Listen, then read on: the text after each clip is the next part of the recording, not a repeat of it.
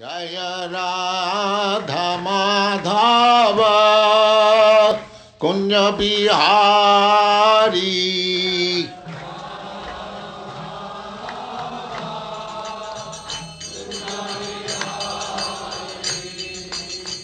Gopijana Vallabha Girivaradhari. Bon, et voilà, mesdames et messieurs, Hare Krishna, Hare Krishna.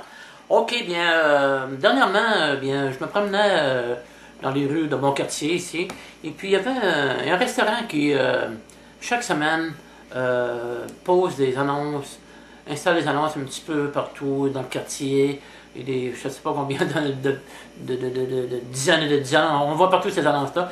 Puis dernièrement, il y avait une annonce parce que les autres, ils invitent des gens. Ils veulent, comment je reviens, non? Ils veulent attirer les gens par une question. Et ils vont, un soir dans la semaine, ils vont débattre cette question. Ça les attire des clients. Fait qu'il y avait une de ces questions-là qui disait entre autres, c'était, en fait, c'était pas vraiment une question, c'était comment dirais-je, une supposition, on peut dire. En fait, c'était plus ou moins comme ceci, là.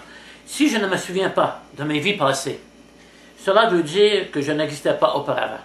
Hein? Fait que c'est ça, souvent c'est l'argument de bien des gens de dire ben, on ne se souvient pas des vies antérieures, ça veut dire qu'on n'y était pas, ça veut dire que ça n'existait pas, on n'existait pas auparavant. Hein? C'est quand même assez logique. Hein? C'est logique pour une personne qui ne connaît pas connaît pas la réincarnation. C'est vraiment logique, quelqu'un qui est un petit peu dans le néant au niveau de cette philosophie de la conscience de Krishna ou de la compréhension de la réincarnation. Bien, c'est logique de dire que on s'en souvient pas, donc on n'existait pas. Hein? Que les vies antérieures, c'est pas vrai, la réincarnation, ça n'existe pas. Bon, ben, c'est ça, c'est plausible, mais parce qu'il y a bien des choses qu'ils ne savent pas. Hein? En fait, mais en fait aussi de dire que je n'existais pas avant, parce que je ne me souviens pas, c'est pas vraiment un argument très logique. Hein? C'est pas vraiment, c'est quand même, comment je dirais bien, en fait, c'est pas logique. En fait, parce qu'il y a bien des choses qu'on ne se souvient pas dans nos vies antérieures. Ça veut dire, excusez-moi, il y a bien des choses qu'on ne se souvient pas. Hein? C'est quand j'étais dans le ventre de ma mère, hein? Je ne m'en souviens plus. Mais pourtant, j'y étais pourtant. Hein? Quand je me promenais sur les épaules de mon père, peut-être que je m'en souviens, mais il est fort probable que je ne m'en souvienne pas. Donc, mais ça veut pas dire que j'étais pas. Hein? Il y a bien des choses comme ça qu'on ne se souvient pas, mais ça ne veut pas dire qu'on ne les a pas faites. Hein? Ça fait que cet argument-là n'est pas vraiment solide. Hein? Mais aussi, pourquoi qu'on ne se souvient pas de nos vies antérieures? Hein? Bien, en fait, Krishna répond dans le Bhagavad Gita. Laissez-moi vous lire quelque chose. Hein? Ok, Krishna a dit dans le Bhagavad Gita, au chapitre 4. On va commencer par le verset 1. Le Seigneur bienheureux dit, Krishna parle ici à Arjuna, hein? Le Seigneur bienheureux dit, j'ai donné cette science impérissable, la science du Yuga, à Vishvavan, le dévot du soleil, et Vishvavan l'enseignant à Manu, le père de l'humanité. Et Manu l'enseignant à Yeshua. Ok, mais en fait, ça remonte à des millions d'années avant la venue de Krishna dans ce monde. Hein? Il y a 5000 ans. Et en fait, pas Krishna, mais c'est-à-dire, laissez-moi vous trouver le verset. Arjuna, il dit, Vishvavan, le dévot du soleil, parut bien avant toi. Comment comprendre qu'à l'origine tu aies pu lui poser cette science? Hein, ben, c'est comprenable. Arjuna, il dit ici à Krishna, bien, en d'autres mots, le plus commun, comment ça se fait que tu te souviens de ça et puis que moi je m'en souviens pas? Hein? En fait, puis pourtant, comme je disais tout à l'heure, Krishna, je veux dire, Vishvavan, le dévot du soleil, il était là bien avant Krishna. Hein? Ça fait que ça remonte à des millions et des millions d'années, c'est au début de la création, en fait. Ça fait que Arjuna il est un petit peu complexe. Hein? En fait, Krishna il répond, tout de suite au verset 5, hein? Chapitre 4, verset 5. Le Seigneur bienheureux dit, bien que nous ayons tous deux traversé d'innombrables existences, ô Arjuna, vainqueur des ennemis, je me souviens de toutes, quand toi tu les as oubliées. Hein? Ok, laisse-moi lire la Torah reportée. En fait, la réponse est donnée aussi dans la Torah reportée de ce verset. Les Védas corroborent ces versets, bien qu'ils soient un sans égal. le Seigneur se manifeste sous d'innombrables formes. Il est semblable au joyau Védouria, qui change constamment de couleur tout en demeurant le même. Les peu lecteurs peuvent comprendre ces formes multiples du Seigneur.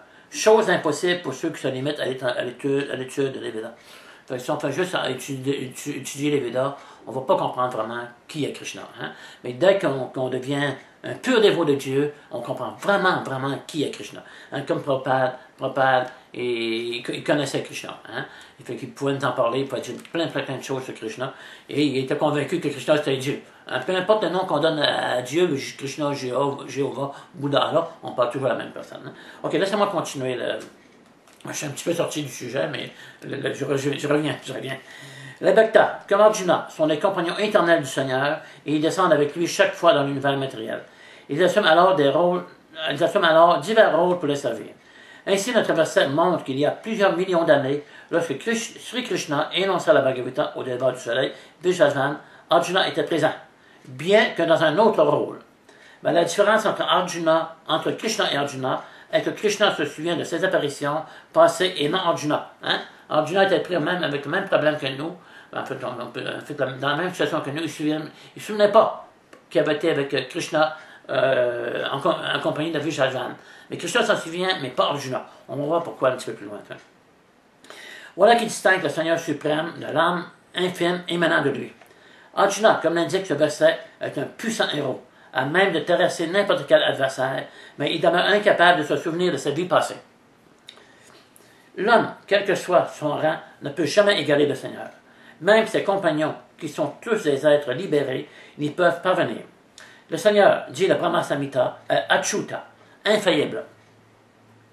Il n'a pas jamais conscience de son identité, mais lorsqu'il entre en contact avec la matière, il n'a pas jamais conscience de son identité, même s'il entre en contact avec la matière. Arjuna, au contraire, bien qu'il soit un dévot du Seigneur, se méprend quelquefois sur sa véritable nature.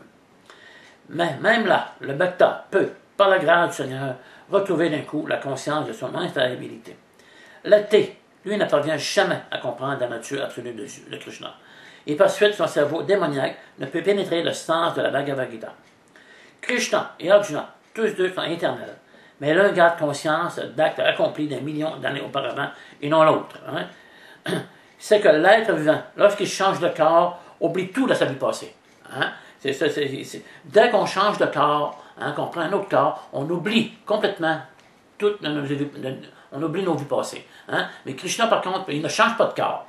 Hein? Si on ne changeait pas de corps, on se souviendrait des millions et des millions d'années auparavant. Hein? Mais parce qu'on change de corps, on oublie. On s'identifie à ce nouveau corps. Ok. Le Seigneur, par contre, se souvient de tout, car son corps étant Satchidananda ne change jamais. Il est Advaita. Aucune différence n'existe entre son corps et lui-même. Tout ce qui le concerne est spirituel. Au contraire de l'âme conditionnée qui est nécessairement différente de son corps charnel. Hein? Parce que nous, on change de corps continuellement et à chaque fois on s'identifie avec notre nouveau corps. Donc on oublie. Hein? On rêve. On est dans un rêve. Hein? Comme nos vies antérieures, c'est des rêves. C'est des rêves. Hein? On ne se souvient de rien. On a oublié. Hein? Cette vie-ci présente, elle paraît vraiment réelle. Elle est réelle, mais dans la prochaine vie, on va l'oublier aussi. Hein? Donc, elle est illusoire. Hein? C'est une illusion de penser que moi, je suis après Das, alias André Ouellet, hein? Canadien-Français, né au Québec, hein? De tels parents. Mon père s'appelait Camille Ouellet, ma mère Solange Fortin. Tout ça, je vais tout oublier ça dans ma vie, dans ma prochaine vie. Complètement oublier ça. Donc, on est dans un rêve ici. Hein? Mais ça ne veut pas dire, par contre, que je vais être dans la prochaine vie, que je n'aurai pas vécu cette vie-ci. Hein? Je vais l'avoir vécu, mais je vais l'avoir oublié. Hein? Mais présentement, je suis vraiment présent dans ce corps, mais dès que je vais changer de corps dans la prochaine vie, je vais oublier complètement celui-ci, et je vais complètement oublier ça. En fait, quand on laisse le corps, au moment de la mort, eh bien, on rentre dans le corps de notre future mère. Hein? en même temps que je dis ça, je pense à autre chose, mais c'est ça. En fait, dès qu'on rentre dans le corps de notre mère, c'est dit que la personne qui a été pieuse dans cette vie ici, elle peut se souvenir de 100 vies antérieures. Hein? Une personne qui est avancée spirituellement peut se souvenir de 100 vies antérieures. Mais c'est pas vraiment agréable, hein, non plus, de se souvenir de beaucoup de choses comme ça.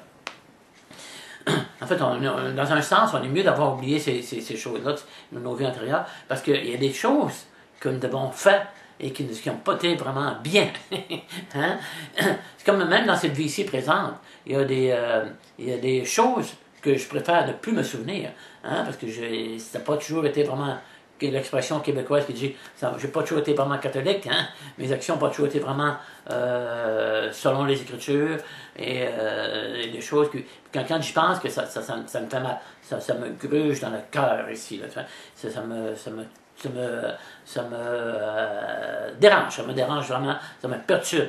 Donc, dans un sens, on est mieux d'oublier toutes ces choses de nos vies passées, parce que vraiment, ça serait vraiment, vraiment, vraiment souffrant de se souvenir de toutes ces choses-là. C'est ça, comme je disais, c'est ça, une personne pieuse peut se souvenir de 100 vies antérieures, hein, mais dès qu'elle prend naissance, j'ai entendu dire, j'ai jamais lu par contre, que dès qu'on rentre, on sort du corps de notre mère, notre tête est écrasée et notre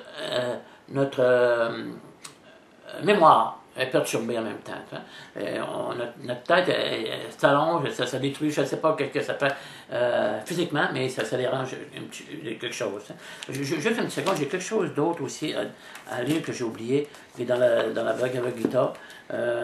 OK. En fait, Krishna, hein, Krishna qui fait qu'on se souvient ou qu'on oublie des choses. Hein.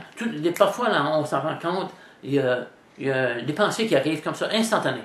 Mais sans qu'on se soit préparé à les recevoir. Hein? Je veux dire, ils arrivent comme ça, subitement. Mais d'où elles viennent? Hein? En fait, Krishna le dit ici. Je me tiens dans le cœur de chaque être, et de moi viennent le souvenir, le savoir et l'oubli. Laissez-moi vous lire un petit quelque chose ici dans la teneur reportée. Hein? Ça, c'est à la verset 15-15 de la Bhagavad Gita. L'être vivant est frappé d'oubli aussitôt qu'il quitte le corps. Mais dans la vie suivante, il reprend néanmoins ses actes sous l'action du Seigneur suprême. Hein? Tout ce qu'on a, c'est ça, c'est dit encore, c'est confirmé encore, Prabhupada le confirme encore, que aussitôt qu'on quitte notre corps, aussitôt qu'on quitte notre corps, on oublie tout de cette vie présente. Hein? On oublie complètement. C'est vraiment, on peut dire, c'est une loi matérielle. Hein? En fait, mais Krishna, c'est toujours Krishna qui guide ça. Krishna le dit dans le Bhagavad Gita aussi, où j'ai oublié le verset, mais je veux dire, la nature matérielle agit sur ma direction, 9.34 si je ne me trompe pas. La nature matérielle agit sur ma direction, elle engendre tous les êtres mobiles et immobiles. Krishna est le maître de cette nature matérielle. Hein? Comme moi j'ai ma propre nature, vous avez votre propre nature, Krishna est la sienne. Aussi que le monde matériel, mais aussi qui est sa nature spirituelle. Mais bien sûr, on peut dire, mais bien des gens disent que la réincarnation n'existe pas, mais regardons une certaine chose vraiment, vraiment plausible devant nous. Hein, devant nous, c'est vraiment flagrant. Si on regarde, on connaît tous la chenille. Hein, la chenille, elle change en papillon. Hein, d'un corps de chenille, elle devient un papillon. Un corps de chenille qui se promenait, qui rampait sur les branches, elle devient un beau papillon avec des ailes. Hein? Il y avait la chenille, elle s'endort, elle est enveloppée dans un petit cocon, et au bout d'environ 15 jours, elle se réveille et il y a un beau papillon de plusieurs couleurs, complètement changé de forme. Hein? De la chenille au corps de chenille, au corps de papillon, vraiment la transformation est très grande. C'est flagrant. Hein? Et aussi un autre insecte, on regarde, ça c'est vraiment, des exemples comme ça, je vais arriver tout à l'heure à l'être humain. Il y a la libellule. Hein? Avant d'être une libellule qui se promenait dans le ciel, là, puis qui allait de branche en branche, je ne sais pas, elle était un animal aquatique. Elle vivait dans l'eau. Pendant une année. Si je ne me trompe pas, là, je ne fais pas d'erreur. Elle vivait dans l'eau pendant une année. Elle avait un corps complètement différent de celui de la libellule. Hein? Si ce n'est pas changement de corps, réincarnation veut dire changement de corps. Hein? Changement de corps, c'est ça que ça veut dire, réincarnation. Donc, on voit la chenille a changé en papillon, et cette libellule avait un autre corps, dont je ne connais pas le nom. Et aussi, regardons qu'est-ce qui se passe aussi avec nous-mêmes, hein, les êtres humains. Hein? Si on regarde, quand on est venu au monde, on avait un corps de petit bébé. Hein? On était tout petit, on mesurait moins qu'un mètre, d'un demi-mètre, je ne sais pas combien. Mais ce corps-là est complètement disparu. Il n'existe plus. C'est prouvé scientifiquement que toutes les cellules de notre corps changent à tous les 7 ans. Au complet. Donc, on change de corps continuellement. Hein? Présentement, je vous parle, hein, depuis que j'ai commencé cette phrase, hein, il y a des cellules dans mon corps qui sont mortes, il y en a d'autres qui sont nées. Hein. Donc, on n'a plus le corps identique à celui que j'avais il y a quelques secondes. Hein. On change de corps continuellement. Hein. Ça fait que de corps d'enfant, un corps de bébé, j'ai pris un corps d'adolescent et d'un corps d'adulte, et je suis en train de prendre un corps de vieillard présentement. Mon corps a complètement changé. Si je regarde une photo de mon corps présent, hein, et une photo de quand je suis né, hein, vous allez voir qu'il y a une grande différence. C'est vraiment évident. C'est vraiment évident que j'ai changé de corps dans cette vie ici même. Hein? Mais je change de corps, mais je reste toujours la même personne à l'intérieur. Hein? Donc, je suis différent de ce corps. Je suis complètement différent de ce corps. Hein? Je suis une autre personne. Hein? C'est que le corps, il change, mais pas la personne à l'intérieur. Hein? C'est comme encore une fois, il y a un verset avec Victor qui dit « Deinostmen nata dehe, komaram yovanam jara, tata deantara pratir, dirastatra namuati » À l'instant de la mort, l'âme prend un nouveau corps. Aussi naturellement qu'elle est passée de l'enfance à la jeunesse et à la vieillesse. Ce changement ne trouble pas qui a conscience de sa nature spirituelle. Hein, c'est ça, on a changé de corps, d'un corps d'enfant, d'un corps d'adolescent, un corps d'adulte et un corps de vieillard. Hein. On change de corps, mais on reste toujours la même personne. Si ça, c'est pas la réincarnation de cette vie même, dites-moi c'est quoi? Hein? Dites-moi c'est quoi? Hein? C'est dit aussi que si on change continuellement de corps, comme ça, sans arrêt, hein? Constamment, hein? Donc la logique sera qu'on va poursuivre aussi dans notre prochaine vie. La même chose. Hein? Fait, toutes les Écritures disent que nous sommes éternels. Si nous sommes éternels, hein, donc c'est que nous existions avant cette vie-ci et que nous allons exister dans la prochaine. Hein? Que nous allons avoir une autre vie dans la prochaine. On est éternel. L'homme est éternel. Hein? La personne qui habite ce corps-là est éternelle. Elle est différente de ce corps-là. Hein? Les gens s'identifient à ce corps-là. Dès qu'ils s'identifient à ce corps-là, ils ne peuvent pas comprendre c'est quoi la différence entre l'âme et le corps. Parce qu'ils sont complètement identifiés au corps. C'est pour ça que Prabhupada nous demande de suivre certains principes. Hein? Ces principes, surtout le sec, fait que nous nous identifions à ce corps matériel. Hein? Dès que nous procurons du plaisir à ce corps-là, nous nous identifions à ce corps matériel. Donc, qu'est-ce qu'il faut faire? C'est de chanter avec Krishna, hein, et de développer notre vraie nature qui est une âme spirituelle, hein, et non ce corps matériel. Hein. Tout en ce monde, en fait, beaucoup de choses, si vous vous promenez sur la rue, vous allez voir que tout est basé sur le corps. Tout est basé sur le corps et non sur l'âme. Hein. C'est difficile d'être influencé spirituellement. Hein? C'est presque impossible. Parce que toutes les influences de la nature matérielle, toutes les influences des gens qui nous contrôlent sont identifiées à leur... Ces personnes-là sont tous identifiées à leur corps.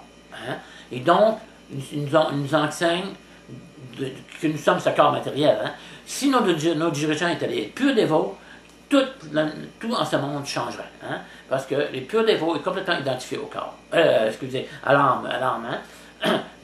Lui, il sait, qu'il comprend qu'il est une âme spirituelle, hein? Comme Srila Prabhupada, complètement un pur dévot de Dieu. Sa vie était complètement basée sur Dieu, sur Krishna. Hein? Il était vraiment d'une nature spirituelle. Il avait vraiment identifié, il avait vraiment réalisé sa vraie identité. Hein? C'est ça qu'il faut, en chantant le mantra Hare Krishna, Krishna Krishna, Hare Hare, Hare Rama, Rama Rama, Hare Hare. Cela nous fait comprendre que nous sommes une âme spirituelle et non ce corps de matière qui va mourir, qui va périr, qui va devenir en cendre, qui va devenir un excrément d'insectes ou d'animaux au moment de la mort. Hein? ce corps-là est temporaire, hein, on va le perdre. Mais nous, on va continuer. Mais la vraie personne qui habite ce corps-là va continuer dans la prochaine vie. Elle va prendre une autre identité. Si elle n'est pas réalisée spirituellement, ben, si elle est réalisée spirituellement, elle ne revient plus dans ce monde ici. Hein? Elle ne revient plus dans ce monde ici où la naissance, la maladie, la vieillesse et la mort prédominent, hein? Qui sont vraiment les vraies souffrances de ce monde. Fait que cette personne-là va retourner dans un monde où la mort n'existe pas, la vieillesse n'existe pas, et si la mort n'existe pas, donc la naissance n'existe pas, hein, et aussi et la maladie n'existe pas. Hein. C'est que on va aller dans ce monde en compagnie de Krishna et on va être vraiment sur une plateforme complètement spirituelle. Je suis dernièrement allé au temple de Bengala en Inde. Et puis, vraiment, l'atmosphère là-bas est vraiment spirituelle. Tout est basé sur Krishna. Hein. On entend de la musique de Krishna, on entend des chants de Prabhupada, enfin, on a vraiment l'impression qu'on a mis un pied dans le monde spirituel. Et on goûte vraiment un plaisir, un grand plaisir. C'est que si on veut vraiment être heureux, il faut retourner dans le monde spirituel. Là, encore une fois, on va découvrir vraiment c'est quoi le vrai bonheur d'être, le vrai bonheur que nous cherchons depuis des millions et des millions de vies. Hein? Si vous avez approché la conscience de Krishna, c'est parce que vous vous posez des questions. Hein? Tout le monde se pose des questions. Qu'est-ce qu'on vient faire ici? D'où on vient? Où on va? Hein? Quel est le but de la vie? Hein? Mais il y a un but à cette vie ici. Hein? Les influences de ce monde, la publicité que nous entendons, ils mettent toujours comme but principal qu'il faut gratifier nos sens au maximum. Hein? Parce qu'ils disent qu'on n'a seulement qu'une vie à vivre, il faut en profiter au maximum. Mais ça, c'est complètement faux. C'est complètement faux. Comme je vous l'ai dit tout à l'heure, on change de corps, hein, mais on reste la même personne à l'intérieur. Donc, on est différent de ce corps-là. Ils sont complètement dans l'erreur. Complètement dans l'erreur. Fait que grâce à Srila Prabhupada, on peut maintenant comprendre la différence entre l'âme et le corps, puis on peut comprendre intellectuellement, mais aussi on peut le réaliser en chantant Hare Krishna. Hein? Hare Krishna, Krishna, Krishna, Hare Hare, Hare Rama, Rama, Hare Hare. Et vraiment, ça c'est le but qui nous a été, ça c'est vraiment la formule, le processus. Si on ne chante pas Hare Krishna, on ne va pas faire de progrès spirituel. On peut comprendre jusqu'à certains points cette philosophie-là, mais on ne va jamais la réaliser. Hein. Il faut vraiment chanter Hare Krishna. Cela est vraiment important. C'est comme la colonne vertébrale, elle retient tout notre corps. Hein. C'est le changement entre la colonne vertébrale de notre vie spirituelle. Tout est basé sur la conscience. Tout est basé sur ce mantra. Hein. On dit mantra, ça veut dire grand mantra. Le mantra veut dire libération du mental, hein, qui va nous libérer vraiment de cette influence de l'énergie matérielle. Il va nous libérer de cette fausse identification au corps. Il va nous ramener dans un monde, hein, où nous allons être heureux pour toujours. On n'aura plus à revenir dans ce monde. Dès que nous brisons un principe, ce qu'on permet, hein, à revenir dans ce monde matériel. Hein, tant que nous serons complètement identifiés à l'âme spirituelle, hein, dans le monde spirituel, ils ne voudront pas de nous. Hein. C'est comme habituellement, quand les gens, quand ils vont en prison, c'est pour se rectifier. Hein. Puis quand ils se rectifient, ben, ils peuvent revenir. Normalement, il reste assez de temps pour se rectifier. Mais puis là, on peut les accepter dans la société. L'exemple est un petit peu cru, mais quand même, ça a une certaine logique. Hein. C'est que dès qu'on est présentant dans une prison, la prison du monde matériel, c'est impossible d'en sortir, hein, tant qu'on ne rencontre pas un pur dévot qui vient nous expliquer « Oh les boys, enfin, ok, là, il y a d'autres choses que cette vie ici. Il y a d'autres choses que ce monde, il y a d'autres choses que dans quoi vous êtes, que vous vivez tous les jours. Vous vivez tous les jours. Il y a d'autres choses que ça. Hein? Il y a un autre monde qui existe, et ce monde-là, je viens vous le donner. La Prabhupada nous donner, et il vient nous donner cette compréhension qu'il existe un autre monde et qu'on doit y retourner le plus possible afin de ne plus mourir, de ne plus renaître, de ne plus être malade et de reprendre naissance, bien entendu. Et de ne plus vieillir aussi, j'ai oublié. Fait que c'est ça. Fait que c'est la grâce que je vous souhaite, c'est la grâce que Srila Prabhupada est venu nous donner. C'est vraiment la miséricorde du pur dévot, la miséricorde de Srila Prabhupada. Prabhupada n'est pas venu ici pour faire de l'argent. Prabhupada est venu ici pour nous donner vraiment une connaissance authentique. Hein? Lisez la Bhagavad Gita, chantez Hare Krishna, lisez les livres, tous les livres de Prabhupada. Dès que vous avez une chance, lisez quelque chose, de l'approfondir. Vraiment, suivez les principes régulateurs le plus, le mieux que vous pouvez. Hein? Et puis, vraiment, vous avez réalisé, votre vie va changer. Et pour le meilleur. Hein? Vous ne serez plus identifié à ce corps-là qui nous fait souffrir. Hein? Mais vous allez être identifié à l'âme qu'elle est éternelle. Le corps est temporaire encore une fois, mais l'âme est éternelle. La vraie personne est éternelle. C'est ça qu'il faut découvrir. C'est vraiment ça qu'il faut découvrir. Et c'est vraiment, dès qu'on met en pratique la conscience de Krishna, ça devient vraiment, vraiment, vraiment intéressant. Hein? On veut continuer. Hein? On veut continuer. Krishna, il reste toujours avec nous. Hein? Il nous fait voir qu'un dévot, quand il se promène sur les rues, il ne voit pas les choses. Il voit des choses complètement différentes. Complètement différentes. Il voit que les gens sont tous identifiés à leur corps, qu'ils essaient de jouer au maximum, mais il comprend que ces personnes-là ne sont pas ces corps que nous voyons. Hein? Et ne sont pas ces corps-là, ils ont une autre identité qui est spirituelle, et c'est ça qu'il faut retrouver. Hein? Le changement mantra réveille cette conscience que nous avions auparavant. Réveille notre vraie identité. Hein? Fait que, dans le monde spirituel, nous avions un autre corps, un corps qui était spirituel, qui était non différent de l'âme aussi. C'est ça qu'il faut retrouver. Qui on est vraiment. Et où nous étions auparavant. Comment y retourner. Hein? Ben, c'est ça. On a la formule maintenant. Vous pouvez la mettre en pratique. Vous pouvez la prendre. Vous pouvez ne pas le faire si vous voulez. C'est libre à vous. Mais si vous le faites, vous ne regretterez vraiment pas. Vraiment pas. Hein? Si je peux donner mon exemple, c'est que je chante Hare Krishna depuis 1976, et depuis ça, j'ai vu vraiment des résultats incroyables. Hein? Des résultats vraiment incroyables. Ça me donne le goût de continuer, parce que je sais qu'il y a d'autres choses à découvrir. Il y a d'autres choses à découvrir, et encore une fois, ça devient vraiment intéressant de découvrir qu'est-ce qu'il y a d'autre. Qu'est-ce qu'il y a d'autre dans la conscience de Krishna? C'est qui Krishna? Ok, Prabhupada nous en parle, il nous parle de Krishna, ok, il nous dit qu'il est infiniment fascinant. Mais on l'a jamais vu. Hein? On l'a jamais vu. On veut vraiment découvrir cette personne. Hein? C'est dit qu'il est infiniment fascinant, ça veut dire qu'il possède tout. Hein? Tout est en son pouvoir, il y a des qualités incroyables. Hein? Fait qu'il faut découvrir cette personne-là. Et on va découvrir, en le connaissant, on va apprendre à l'aimer. Hein? Parce que Krishna, c'est ça qu'il veut, qu'on retourne dans son monde. Et puis on a une relation avec lui d'amour. Hein? Quand tout est basé sur l'amour, nous sommes vraiment heureux. Hein? Krishna avant que Krishna nous le demande, parce que nous l'aimons, on va faire des choses pour lui. Hein? Mais en attendant, on sert le pur dévot. Le pur dévot, c'est plus facile pour nous. Prabhupada, vraiment est un pur dévot. Il n'y a pas d'erreur. Il n'a pas montré aucune faiblesse, nulle part. Hein? C'est vraiment cette personne-là à qui on doit prendre refuge. C'est le représentant de Dieu. Hein? On doit l'adorer comme si c'était Dieu. Hein? On doit lui offrir un hommage comme si c'était Dieu. Pour des gens qui ne sont pas habitués à la conscience de Krishna, ceci peut être vraiment du fanatisme. Hein?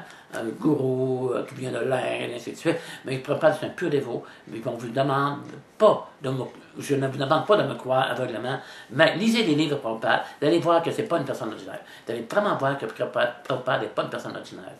Hein? Fait qu'il est venu nous donner cette science, la science de la conscience de Krishna, cette science spirituelle, comment retourner à Dieu. Hein? On a le processus. On a la façon de retourner à Dieu, on a la façon de changer notre vie pour le mieux. Donc, la formule est là. Il suffit juste simplement de chanter Hare Krishna, Krishna, Hare Hare, Hare Rama, Rama Rama, Hare Hare. Et comme le dit Srila Prabhupada, votre vie demeurera sublime. Hare Krishna et à bientôt. Hare Krishna.